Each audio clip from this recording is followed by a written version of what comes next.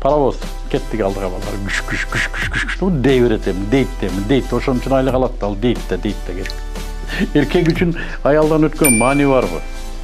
Эркектин жашоосунун маңызы аялда. Биздин аялдар бактысыз экен. Корголгон эмес экен. Кор болгон катмар болуп калыптыр. Биздин аялдар байкуш аялдар болуп калган экен. Бизнесте максат жашоо. Акча сага бир күчтүү ресурс. Бул ден соолук. Сага күч берет. Бул акыл сага күч берет. Бул үй бүлө сага күч берет. Бул акча, все-таки мүлк сага күч берет. Еще ыйман да күч берет.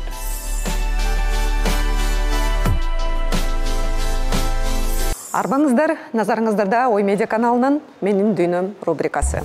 Бүгүн биз кезегинде теле алып баруучу Алимошул Таптайелге ийгилик сырларын үйрөтүп жүргөн Мыктыбек Арстанбектин дүйнөсүнө саякат жасамакчыбыз.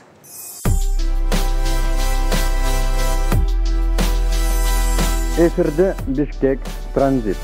Микрофонда Мыктыбек Арстанбек, ал эми сиздердин көгүлтүр экранда автор сыры программасы. Ушул кезде Мыктыбек Арстанбектин кыялдары кандай эле? Эмнелерди саманчу эле? Эсимде жок. Но бирок мени кыймылдаткан бир нерсе болсо керек эле.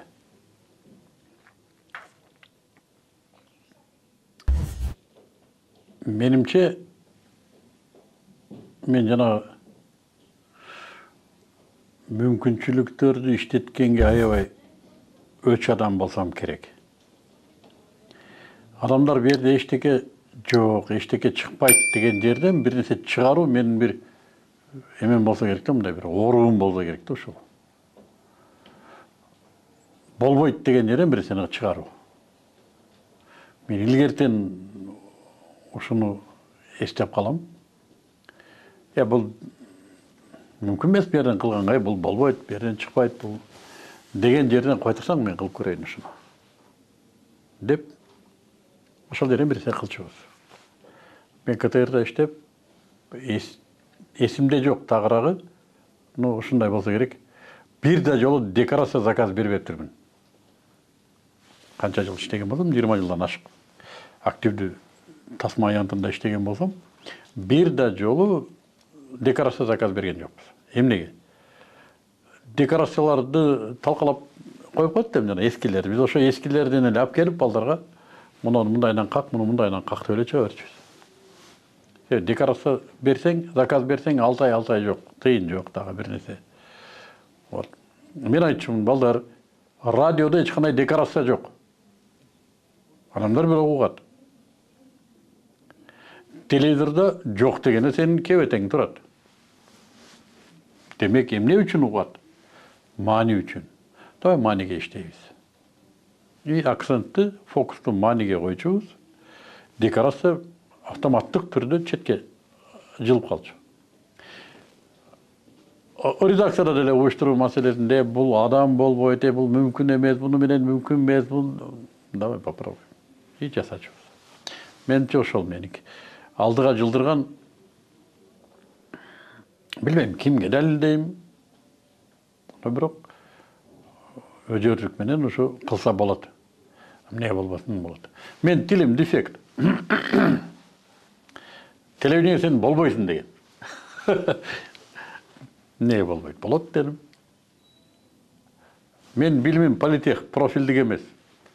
Бизде журналисттер иштейт, политех бар, сен инженерлердин бол. Не болбойт? Болот дедим. Сен деген журналистсиң, сен молдо эмессиң, сага динди сүйлөгөнү болбойт. Не болбойт? Болот дедим. Сен кайдагы бизнес, жалаңгыздар жана мен деп жүрүп. Кайда бизнес сен болбойт бул дедим. Не болбойт? Болот дедим. Вот бизде адал болбойт мындай деди. Мен айтым, не болбойт? Адал болот, кылабыз. Ушундай эле келатабыз. Болбойт деген нерсени далилдеп келатабыз. Болот, кылабыз. Менимче ушу болсо керек. А бирок ушу өжөрлүк менен кимге эмнени далилдеп жүрөсүз? Телевидениеде иштеп жүргөндө мен чынын айтам, эсимде жок, кимге эмнени далилдегим келген билбейм. Просто процесс ошондой болсо керек. процесс мен үшін қызық болса керек. Жашоонун маанисин бәлки мен түшүнгөн эместирмин. Чын айтам. Мага процесс қызық болса керек. Чыгармачылык, реализация, даңқ, дайым критиканын борборундасың. Мен bir күндө bir критика окуп калсам, өлүп калдымбы дейт турган заман болчу да. Кантип эле мага эч ким эч нерсе дебей калсын. Мүмкүн эмес. Уборщиктен баштап генеральныйга чейин мага критика айтпаса болбойт жашоо. Ушундай. Катуу айтылгансың, кандай болду элеске ошондо? Алар жөнүндө айткым келбейт. Өтө сөөк, сайсыздаткан сөздөр болчу. Мен жеке өзүмө асылган. İnsandık kedergiге тийген сөздөр болчу. Мен кабинетте тике тургузуп алып, мазактаган учурлар болду, мыскылдаган учурлар болду. Мен телевидениянын кекиртегине тырмагым менен кирип алгам да. Кетейин деген оюм жок. Чыдап турчумун ушулардын баарына. Ишим менен гана жооп берчүмүн. Аркамда ушактарды эми айтпай эле кой. Мен азыр мына комментарийлерге жооп бербейм го. Каяктан бул иммунитет десе, ошо телевиденияден пайда болуптур. Тери мындай пилдикиндей болуп калган. Өтпөйт. Паровоз кеттик алдыга балдар. Күш дей берет эми, дейт. Ошон үчүн айлык алат да, ал дейт да кетти. Бул рубриканы эл ичи өнөргечи деп атап койдук. Демек, азыр биздин ушул рубрикада өзүңөр билесиңер профессионал ырчылар эмес, жөн гана мына ушул жерге келип, Ушул учурда көп кишинин ушулсун кесиптирсиз, көп кишинин багын ачыптырсыз. Азыркыга чейин иштеп жүргөндөр балкидер да. Балким.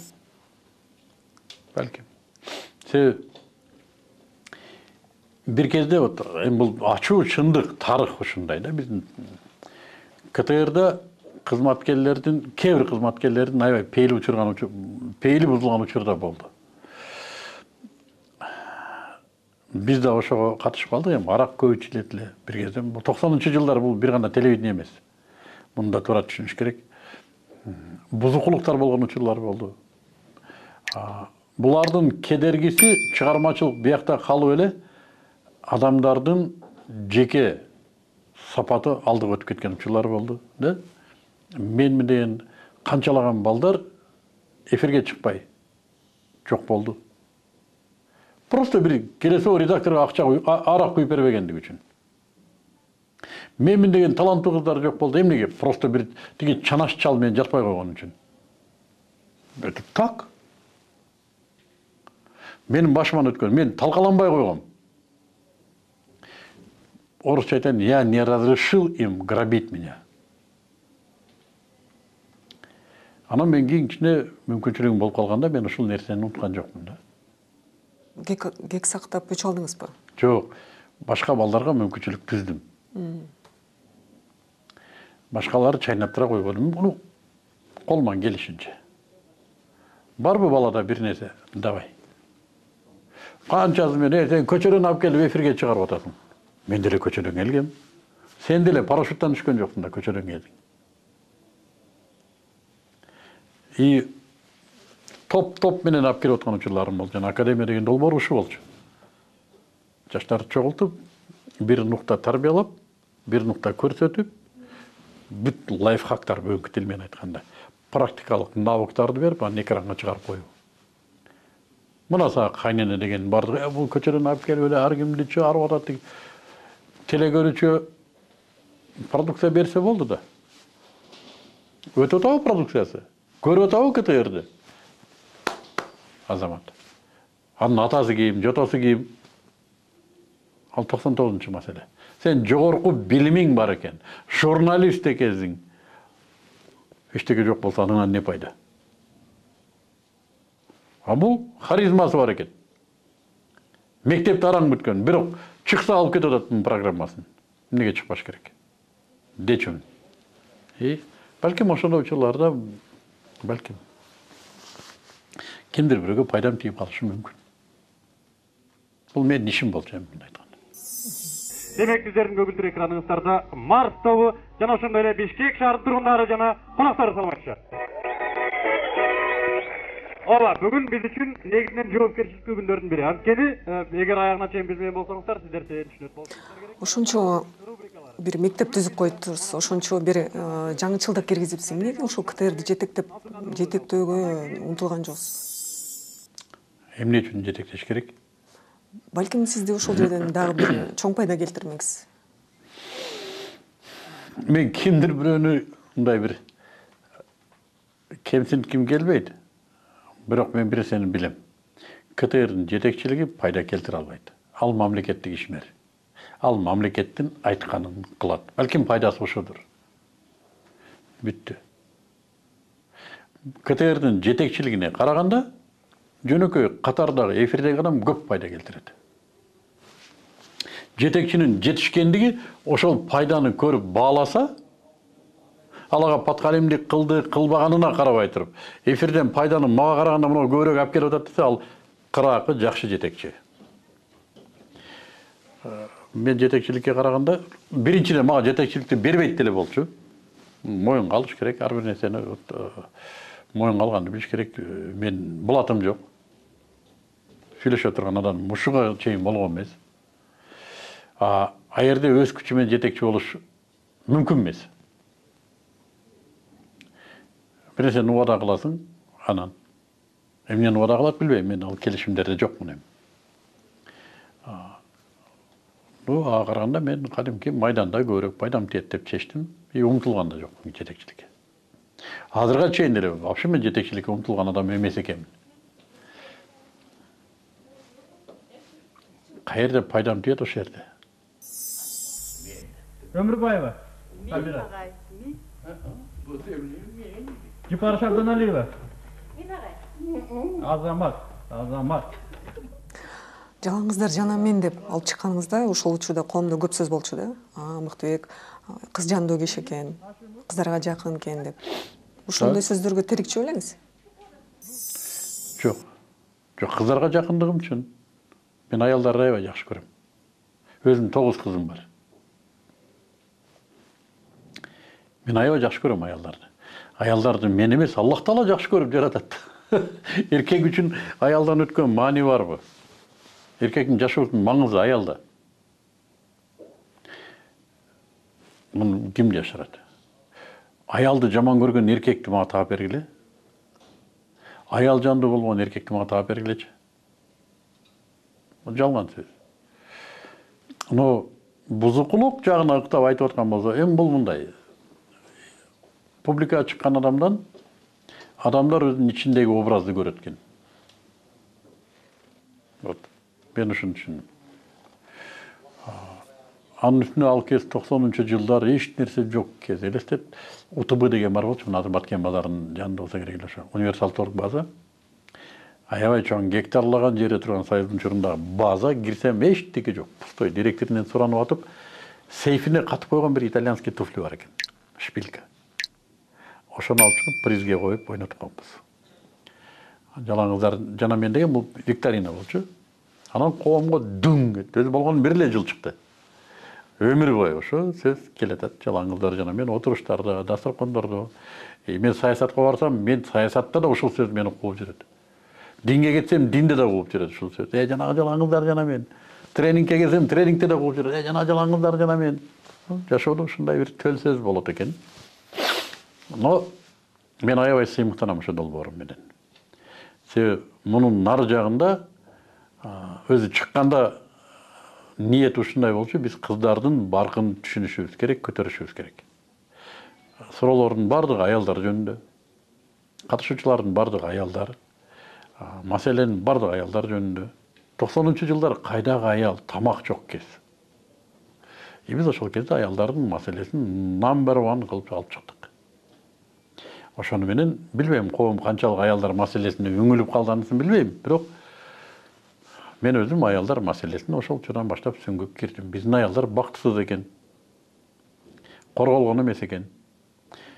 Кор болгон катмар болуп калыптыр. Биздин аялдар байкуш аялдар болуп калган экен. Мен ошону ошол долбоорго даярданып жүрүп байкачумун. Ошондон баштап менин жашоомдо аялдарга болгон мамиле аябай өзгөргөн. Мен башкасын билбейм, мен өзүмдө ушундай болду. Эне деген түшүнүк пайда болду. Ар бир кызга энедей кароо пайда болду. Бул эне да мында деген идиш бар. Мунун денесинде адам жаратылат. Демек буга башкача мамиле кылыш керек. Бул сүйүүгө муктаж. Жөлө ашыктык бир мындай жанагы страсть эмес, кумар эмес. Сүйүү, интеллектуалдык бир сезимге, эмоцияга муктаж жаныбар экен, макулук экен. Деген түшүнүктөр пайда болду. Ошон үчүн мен ал долбоорум менен сыймыктанам азырга чейин. Дин жагынан же дагы бир өзүңүздөгү бир айтор өзүңүздөгү бир принциптерден уламаларга бир тыюу салган учуруңуз болобу? Болот. Арак ичкенге тыюу салам. Жылаңач жүргөнгө тыюу салам. Бузукулук кылганга тыюу салам. Мыйзамды бузганга тыюу салам. Адепсиздикке тыюу салам. Ушундайлар бар. Эмнеге эркиндик бересиз? Кандай эркиндик бересиз? Калган нерсенин бардыгында эркин. Тыюулары деле аз. Мисалы, сизге алар сын айта алабы? Неге айтпайт? Мелесет адилетсиздик кылып урушсаң эмнеге айтпаш керек? Айтат. Сиз тура каласыз. Алардын менден тышкарыдагы Кудайы бар, мамлекети бар, президенти бар. Менден тышкарыда аты болду алар. Эмнеге? Алар менин менчигим эмес. Мен болгон жоопкермин. Ошол эле. Турмушка чыккандан кийин жоопкерлигин эрин өткөрүп берет. Мына жооп берет бар. Канча кызыңызды узаттыңыз? 4. Жок, 2. Экөөңүз. Азыр жете калды. Эң кенжеңиз канчада? 1 жаш. 1 жаш. Ушундай куракта 1 жаштагы перзент кандай болот экен? Мен билбейм кандай түшүндүрөм. Мен ата болуп иштейм да. Набайчы нан жабат. Анын иши нан. Журналист текст жазат, анын иши текст. Менин ишим бала чыгарууда. Мага материал. Вот и все. Мен жоопкермин. Бир эзилип түшүп эркелетип Албетте эркелетесиң, кантип эркелет. Ага керекти эркелетүү. Чоңдорун эркелетсең, эркелетпейт делем, чоңдоруна кереги жок уже. Вот ар бир курактын өзүнүн ата-энеден талап кылган акысы бар. Аны бербесең кандай атасың? Беришиң керек. Эркелетесиң, тарбиялайсың, урушасың, сүйөсүң, жетелейсиң, кечиресиң, жазалайсың, жетелейсиң, койчу. Ата болуп иштеген оңой эмес. Жөлө ата болуп калуу бул ийли бой жаныбар колунан келет. А вот иштеш ата болуп. Это работа, за которую пенсию не дают. Зато любовь. Да, может быть. Ну, азыр мен аны талап деле кылбайм. Бул да өздөрүнүн бир балдардын өзүнүн муктаждыгы да ата-энеге сүйүү. Эгер балдар өздөрү муктаж болбосо, аны сен чыгара албайсың. Балдар ата-энеге сүйүү үчүн берүү, алар үчүн муктаждык. Анарды сыксаң, сок чыгат. Туурабы? Затында сок ширеси бар, ошол чыгат сыкканда. Лимонду сыксаң, анын өзүнүн ширеси чыгат. Баланы сыкса, мухаббат чыгыш керек. Качан чыгат? Качан эгер анын өзүндө ошол муктаждык бар болсо, сүйүүнү берүү муктаждыгы бар болсо. Бул тарбия. 9 кызыңыздан өзүңүздүн бир эле жубайыңыз бар. Бардыгынын атасы бирөө. Макул. Assalamu alaikum, урматтуу туугандар. Мен кайрадан өзүм жумушчу ордумдамын. Мына бүгүн бир 6 айдай убакыт өттү. Силерге кайра мен кабинетим кандай болуп калды көрсөтөйүн деп бүгүн убакыт таптык эле. Биринчи жаңылыгым. Жүзүмдөр бушайын деп калдым мынакей. Кадимкидей суу жүгүрүп.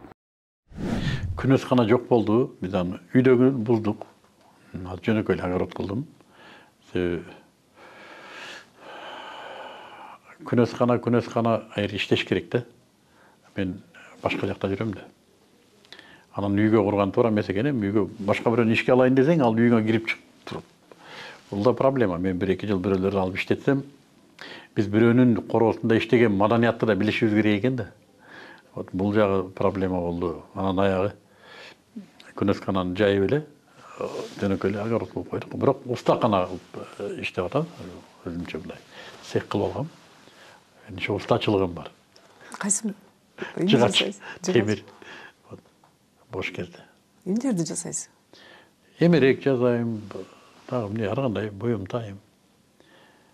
Алаксыш керек болгондо шаякка кирем. Келе чарчайсың иштен аябай.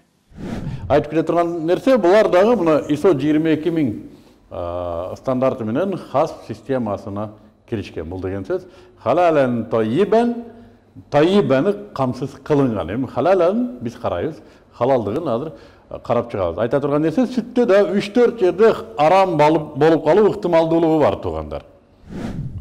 Талап реалдуу бар болчу. Себеби дин тарап аткан. Диндин негизги устуну жеген тамак адал болуш керек. Адалдыкты тастыктаган инструмент жок. Анткени биз светтик мамлекетпиз. Бизде тамак аш коопсуздугу гана бар. Шарият жагын мамлекет карабайт. Рынокто эмне пайда болду десе, шылуундуктар пайда болду. Адал эмести деле, адал деген позиция мен стихийно рыноктун өзүндө пайда болду ушул нерсе. Өздөрү эле адал деп жаза баштады. Анан адамдардын бардыгы эле биле бербейт да. Адал экен деп жей берет. Намаз окубаган ушулуп адал экен деп жеп атат. А биздин динде аябай катуу чектөө бар да. Эгерде сен арам жесең, ибадатың кабыл болбойт деп атат. Анан кое тур дабай адал экендигин тастыктай турган институт ачалы. Деп ыктыярдуу түрдө адал деп өзүңдү позиционировать этип атасыңбы? Кел биз тастыктап берели. Шарияттан мындай стандарттарды чыгардык. Мына стандарттарга дал келсе, демек биз тастыктайбыз, о адал экен деп. Дедик и все. Ошону менен рынокто тастыктоо пайда болду. Анан ошол тастыктоо менен тамак жегендердин катмары пайда болду. Азырга чейин эле көп тастыкталбай деле жегендер бар. Мен ишенбейм, тиги ар ким өзүнүн тандоосу. Но кимдир бирөөлөр биздин ишибизди билгендер бар. Биз кантип тастыктайбыз? Бул оор процесс чындыгында. Анткени күн сайын тамак аш технологиясы өзгөрүп турат. Комбинаторика да аябай чоңоюп кетти. Адамдар азыр үйүндө тамак жебей калды. Көчөдө. Демек көчөдө тамактын көлөмү көбөйдү. Аны демек сактоо проблемасы. Сактаганда сөзсүз арам киришке, кээде сөзсүз арам кире турган сактоолор бар. Тамактын курамында болсун, сыртында болсун, анын оромолунда болсун. То есть ушулардын бардыгын адал платформага өткөрүү оор иш. Кээ бир ишканаларды 8 ай, 1 жылга чейин биз бир оокатты 2 жыл араң адал өткөргөнбүз. 2 жыл. Анын ингредиенттерди Европадага чейин Европадан бери алат да, ар бир ингредиент адал болуш керек. То есть бул оор түйшүк. Сиз ошол платформадан сизге азыр киреше түшөбү? Киреше түшөт, бирок мага эмес, өзүн өзү каптайт. Мен аябай кубанам, өзүн өзү каптайт.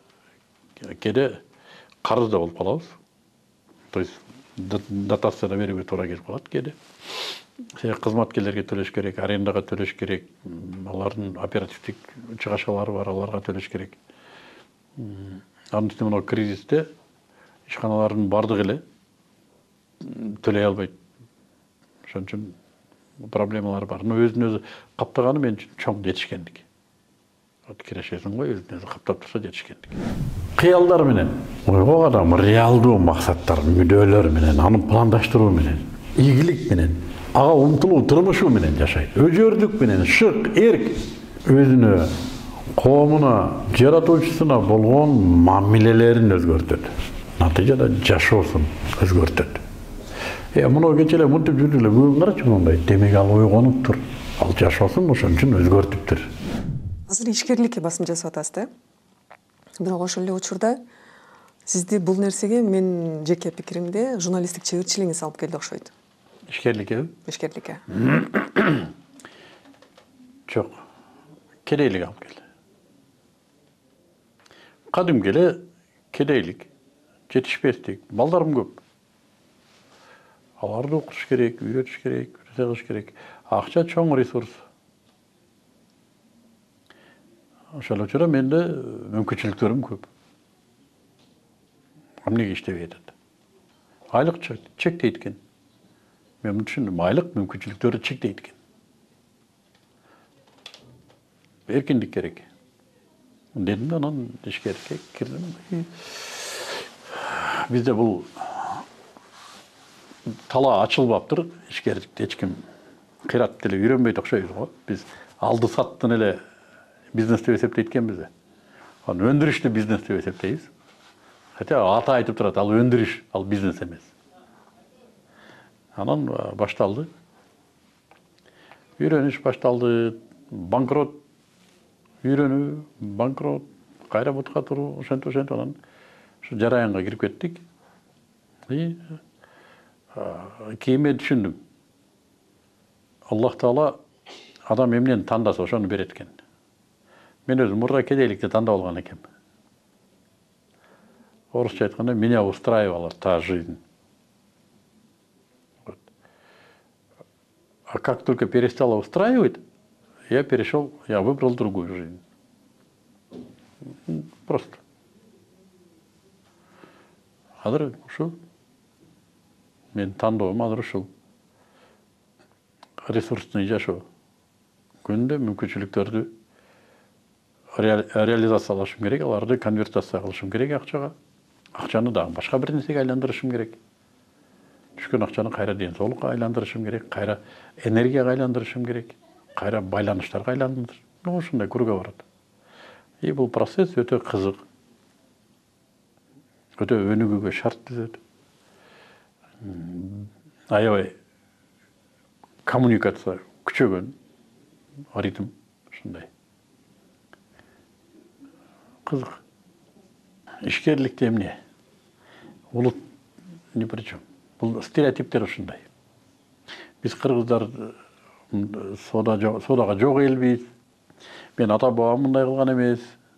Мен айтчумун, КТР иштеп жүргөндө мага сунуштар болчу да. Эмоктек сен атың чыкты, же болбосо сен честныйсың, мына ишти кылбайлы, мындай кылбайлы. Мага келчү балдар. Мен бир эле сөз айтчумун, мен ата бабам бизнесмен болгон эмес.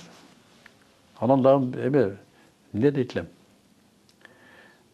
Мен чыгармачылык адаммын дейчүмүн. Мен бизнес колуман келбейт. Жалган бардыгы. Мен не только бизнес колуман келет, мен көрсө үйрөтө да алат экенмин бизнеске. Башка түштө байтал жорго. Ар бир адамда лидерлик сапаттары бар. Биз болгону аны иштетпейт экенбиз да, жоопкерчилик албайт экенбиз. Жалган сөздөр бизге оңойраак, стереотиптер оңойраак. Биз кыргыздардык эмес бул деген. Амне кыргыздыкы кедейликпи? Амне кыргыздыкы? Мигранттыкпы? Бизди Кудай миграция үчүн жаратыппы? Бирөөнүн барып үйүн куруп бергенге жаратыптырбы? Ушу үчүктап түшүнгө кирбеген жерлерде жашап, балдарын ошолордун тилинде тарбиялап, ошолордун оокатын жегенге жаратыппы бизди? Биз деле мигрант баксак болбойбу? Биз деле үйүбүздү башка элдерди алып келип үйүңдү уборго алдырсаң болбойбу сен? Огородуңду башка адамга чаптырсаң болбойбу? Каяктан бул стереотип келип атат? Вот и все. 2 айда үйрөнүп атат балдар.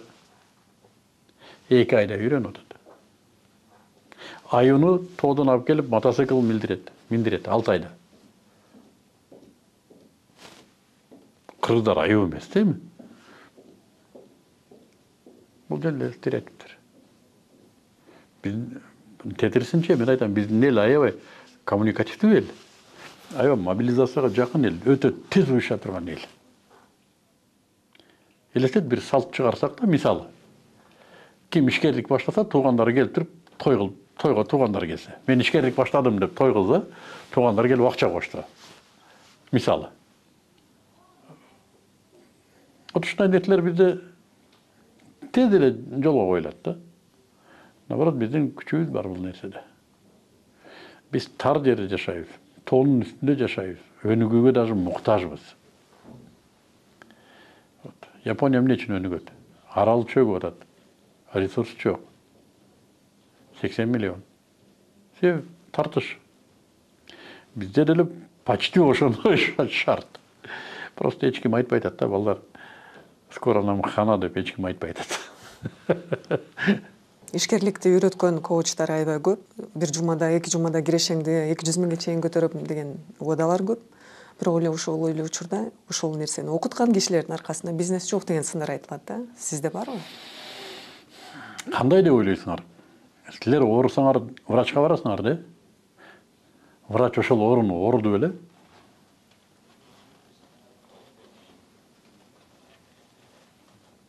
Силер сурабайсыңар, сен оорудуң беле ушуну менен деп.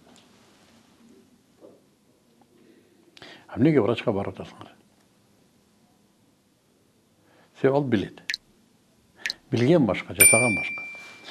Тилекке каршы бизнесмендердин бардыгы эле үйрөтө албайт экен да. Бул үйрөтүүнүн өзүнүн бир усулу бар экен. Методикасы бар экен. Мен жолум бар экен, мен бизнесте өзүм бармын. Мен ишкерлигим бар. Сураса мен айтам, о, мен ишкерлигим бар, успокойся. Но мен үйрөткөн нерсе мен ишкерлигимден бир да тамга жок жерде.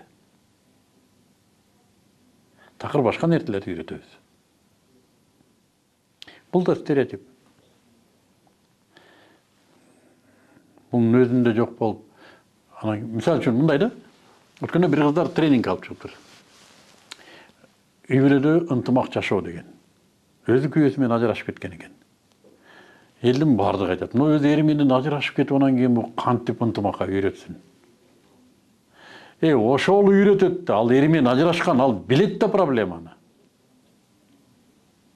Сагышып тымпыйып чыдап жүргөн жок да. Ал билет проблеманы, эмне экендигин эми билет ал. Кандай кылса мындай болбостон ал билет. То есть билимге болгон мамиледе да мына стереотиптерден чыгыш керек. Кээде бизге Кудайдын бар экенин помидор деле үйрөтүп берет да. İçin açsаң Аллах деген жазуу бар. Биз айтпайбыз, помидор сен эмне муну жазылып калдың, сен молдо эмессиң дебейбиз да. Маселе эмнеде, бизге керекпи? Вот. Но башка бир эме проблема. Сиз айткандай аябай коучтар көп, коуч эмне экенин билбеген. Тренерлер көп, тренинг менен сабактын айырмасын билбеген. Буларды башка мунарадан карайт. Сен компетенцияң барбы үйрөткөнгө, жокпу? Вот жөле халатты кийип алып, мен врачмын дегендей. Хотя бы методикасын билсе, хотя бы инструменттерди билсе, андан бүткөн адамдардын результаттары барбы? Вот ошол жагын караш керек. А бирок анын өзүнүн бизнеси барбы, жокпу? Бул критерий эмес.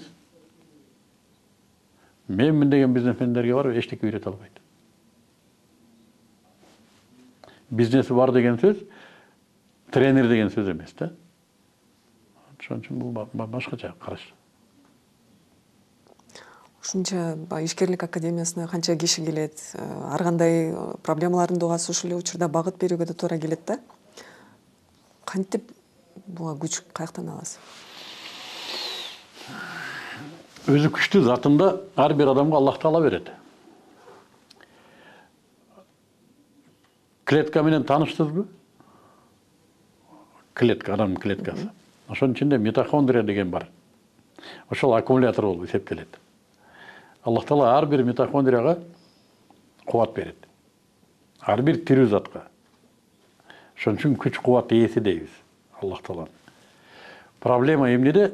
Адамдардын көбү ошол күч кубатын туура эмес иштетет. Бардыгыбызга бирдей эле берилет. Кимдир бирөөлөр ошол күч кубатты туура эмес иштетет. Туура иштетүү, ал сен сарптаган күч кубат кайра сага күч кубат болуп келип турса да болот да. Муну да билсе болот. Кээдер мотивация деп ойлойт. Мотивация күч кубат бербейт. Кадимки сага күч болуп келе турган ресурстар бар. Сен ага күчүңдү, кубатыңды сарптасаң, ал сага кайра күч берет. Вот ушуларды ишке салсаң, күч кубатта жүрөсүң. Бул ден соолук сага күч берет. Бул акыл сага күч берет. Бул үй бүлө сага күч берет. Бул акча, все-таки мүлк сага күч берет. Еще ыйман да күч берет. Вера. Буларга сен күчүң кетиресиң, булар сага күч берет. Бул Аллахтан сырткары да. То есть анын бонусу да мындай айтканда. Чын эле менин аябай коммуникациям өтө эме кең. Bir günde 200 adamga çeyin gede жолугушуу болот. Men bir seminarımda 100 adam gelse bir günde 2 seanska çeyin ötөм. Kudayga şükür. Kudayga şükür. Çarçoğu azırınça yok. No men başka bir neseni baykadım. Көп адамдармен байланышуу менен адам өсөт экен. Кандайдыр бир социалдык заказ болот окшойт да адам мээсине. Что сен өсүшүң керек деген. Аргасыз адам өсөт экен.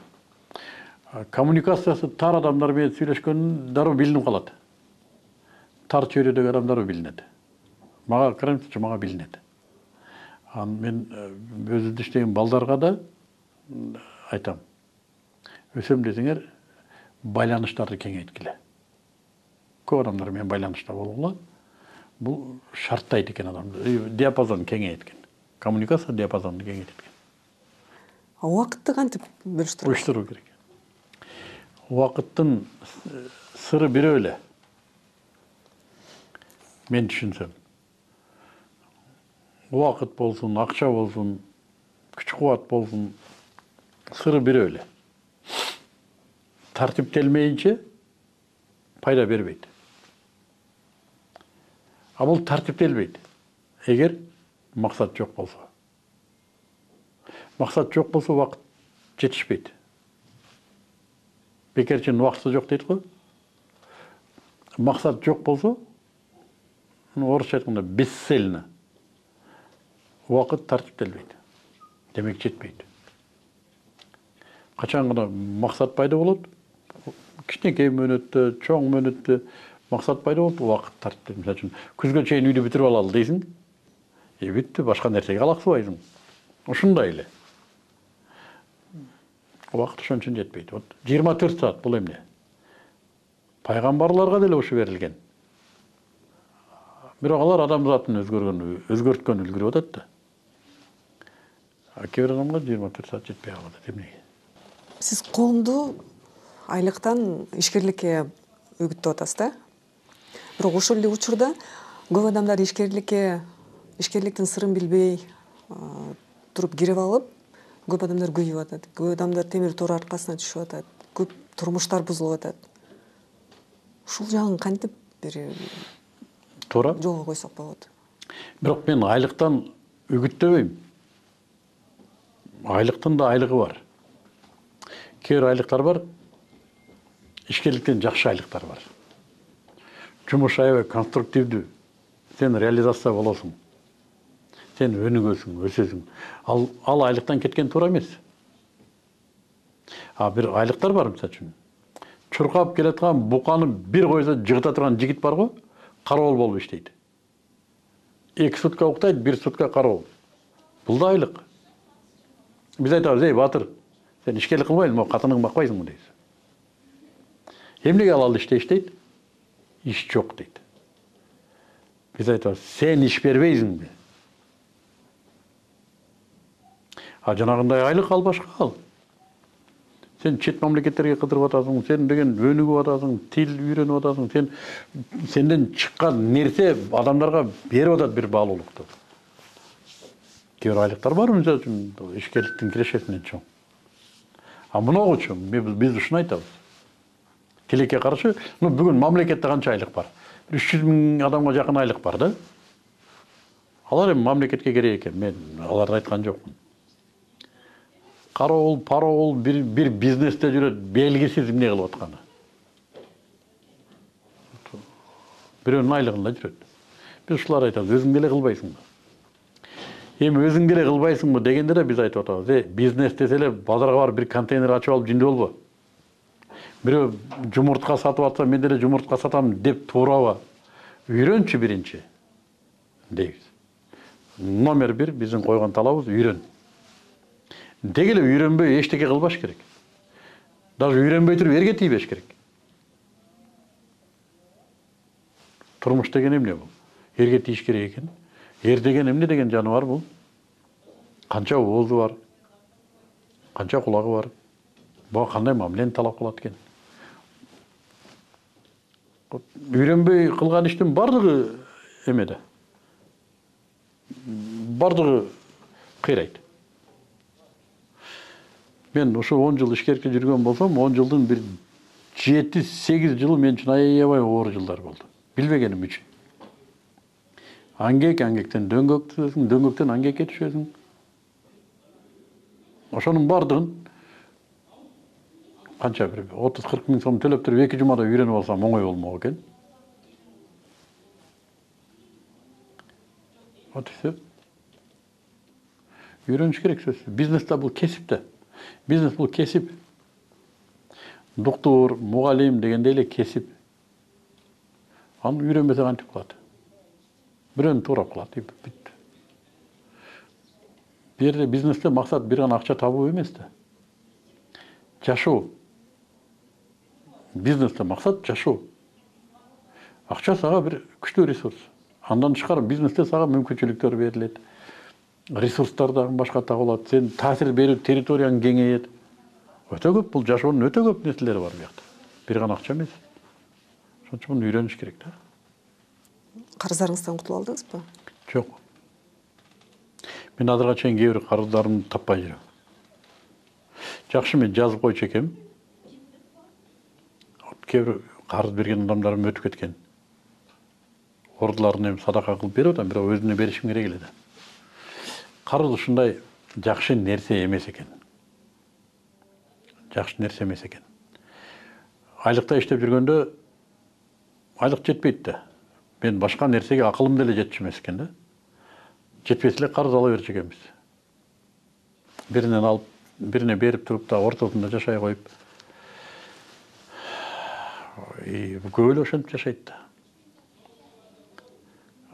Аргасыз, ага бир кезде аябай карызга баттым дегеним, карыз алып жашоо образына кирип кеткенбиз да. Жападан жалгыз бир эле инструмент бар. Если что, карыз алабыз деген. Жакшы да, Кудайга шүгүр, кредит алып аптырмын. Адамдардан өтө көп карыз алган экен. Башка жолун билбейсиң, эмне кыласың. Бизнес жөнүндө мен колуман келбейт, мен чыгармачылыкмын деп барбасам.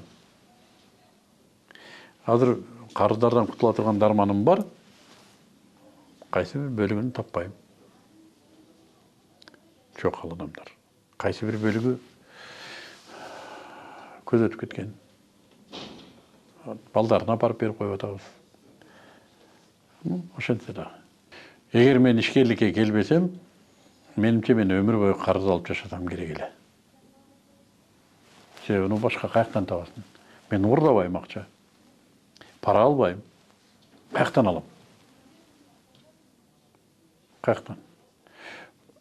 А заман талап кылат, балдарым окуйт, кийими бар, тамак ашы, той кылыш керек. Каяктан? Же кредит, же карыз алмакмын баары бир. Ишкерликке киргенден кийин мен номер 1 талап ушуну койдум. Карыз албайбыз. Ачыкка отурабыз, албайбыз. Кутулабыз болду деп. Бүттү. Ошон менен жашайбыз деп. Кудайга шүгүр.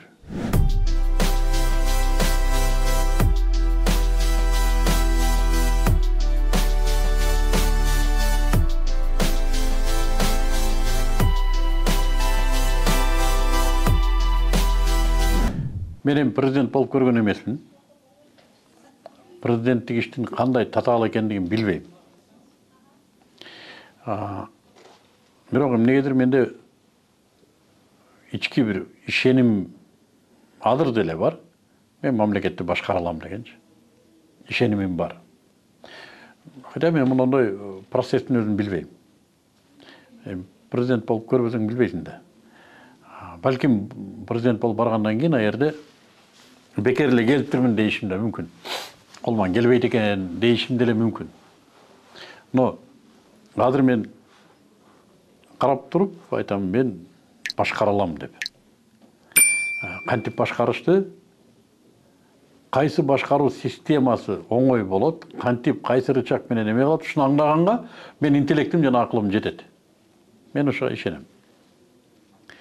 Саясатка барганым бұл мындай дейм, адам еркек киши саясатчы.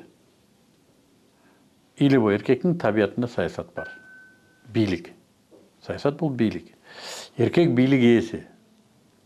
Үйдө аялын, балдарын башкарат. Саясат бұл ошол чоң үй биле. Мына ошол табиғат ойнойт окшойт да. Акыркы кездерде мен тамашалап айтам, жана улакка чыккандай эле. Бүгүн улак болот экен деди, улакчы эмес. Бирок ошол күнү улакчы болот да. Анан саясий акциялар келет канда ошо кан дүүлүгүп турат экен да, кеттик. Кече мына шайлоого аз калды, чыгып берейин деп. Койчу бер деген ушунтун өтүп кетсин деп. Ушундай эркек кишини дүүлүктүрүп турат экен. Президенттик шайлоонун эмеси бир аз башка. Президенттик шайлоодо мен бир миссиям бар болчу. Мен илгертен арзуу кылган бир арзуум бар болчу. Республикалык деңгээлдеги трибунадан чыгып, биз мусулманбызбы? Биз Кудай бар экенин тан алабызбы? Куранды ошол Кудайдын мыйзамы деп билебизби? Дабы ушун менен жашайбыз деп республикалык деңгээлден айтам деген арзуум бар болчу. Мен ошон үчүн чыктым. Адамдар светтик эле мамлекетте диний мыйзамдар менен жашаса болот. Европа ошондой эле жашайт. Европа светтик, бир диний мыйзамдары диний. Бизде светтик десе безбожный деп түшүнүп алган. Безбожный такыр башка. Кудай сактасын. Биз азыр деле светтикпиз, но намаз окуп атпайбыз. Туурабы? Мына сиз сакалчан 5 убакыт намаз окуган адамдан интервью алып атасыз. Эч ким айткан жок да, биз светтикпиз, мындан интервью алба деген жок да. Ошон үчүн болгону бизде көпчүлүгү дагы эле болсо динден алыс. Болгон ушуну мен диний жогорку трибунадан айткым келди. Ушундай бир кымбат дүйнөдө адамдын дүйнөсү эмне болот? Адамдын дүйнөсүнө эмне болсо да таасир бербеш керек да. Бул биздин жашообуз да. Адамдар экинчи дүйнөлүк согушта жашады го. Элестет, ошол эле Ленинград блокада. Көчөдө элдер өлүп жатат. Жашоо уланды да. Ички дүйнө калды да. Прокофьев жазды симфониясын. Туурабы? Эрмитаж дагы эле бар. Ички дүйнө бул деген ички дүйнө. Ошон үчүн ички дүйнө. Эч сырткы таасир тийбей турган дүйнө. Тилекке каршы кээбилер ошол дүйнөнүн эшигин ачып коет сыртка. Аны жабыркайт. Жок, ички дүйнө бул сенин ичиңдеги турган бүлбүлдөгөн жана Рамазандын эмблемасы бар го? Билесиңерби? Фонарик. Ичинде чырагы бар. Ички дүйнө мына ушундай нерсе. Ал жерде Аллахтын нуру уялап туруш керек. Ички дүйнөдө. Ошол ички дүйнөнү жылуулук менен камтып турат. Аны баягы сырткы катмар коргоп турат. Эч кимди киргизе койбойт. Адам ички дүйнөсүндө жашаса, анан сыртка пайдасы тиет. Ички дүйнөсүнө запкы киргизсе, кантип пайдасы тиет? Ал стрессти, ал башкаларды да уулайт. Ошон үчүн мен ички дүйнө бул Аллахтын территориясы деп айтам. Аны ал жерге киргизе бербеш керек ар нерсени. Аны коргош керек. А сыртта эмне? Сыртта ар кандай саясий конъюнктура болсун, мейли там кризис болсун, экономикалык абал болсун. Но биз адамбыз да. Жылаңач жаралганбыз, жылаңач төрөлдүк, жылаңач кетебиз. Ички дүйнөбүз гана бар. Калган нерсеге просто данышмандык менен мамиле кылыш керек. Ушундай болуп атабы, эмне кылышыбыз керек? Мынтип коебуз, болду. Болбодубу? Эртең мынтип болду. Ички дүйнө биз Кудайдын кулу катары калышыбыз керек. Жарык бойдон. Бизде ички дүйнөгө нарк аябай таасири бар да. Наркы бар эл бизде. Жетишпей кырылып аткан кезде да түндө бирөө келип калат деп тамагын алып койгон ички дүйнө да биздики. Туурабы? Азыр деле ошону кылсак болот, бирок тилекке каршы ички дүйнөнү шамалдатып ийгенибиз үчүн эки бир тууган бири-биринен нан сатат. Сактап калса болобу? Экинчи дүйнөлүк согуштун учурунда мен чоң энемдин заманы 4 саат уктаса уктайт, уктабаса жок, 21 саат талаға береді. Елестет, жолда келатып, аттың тезегін арқа чайқайбыз дейді. İçinde кепшелбей қалған арпасы болса үйге алып келіп, ошондан бір нәрсе қылып қайнатабыз дейді. Машақ терген машағын қармаса қамайды, атады. İçki dünya ошол бойдан. Келіндер чоғылып алып ырдашат екен бір үйде.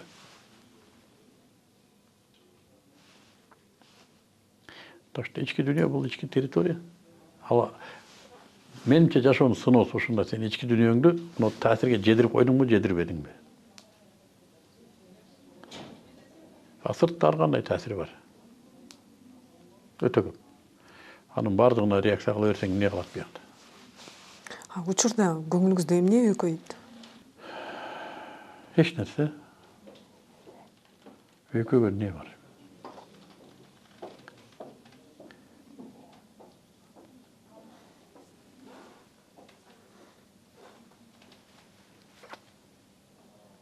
Менимче жок.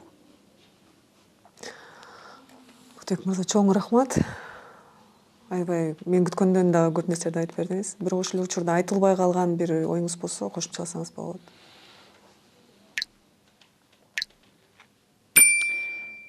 Биздин байлыгыбыз эл. Атам Раматов ушу элге кызмат кыл дегенди көп айтты. Түшүнбөй өткөнбүз жаштыкта.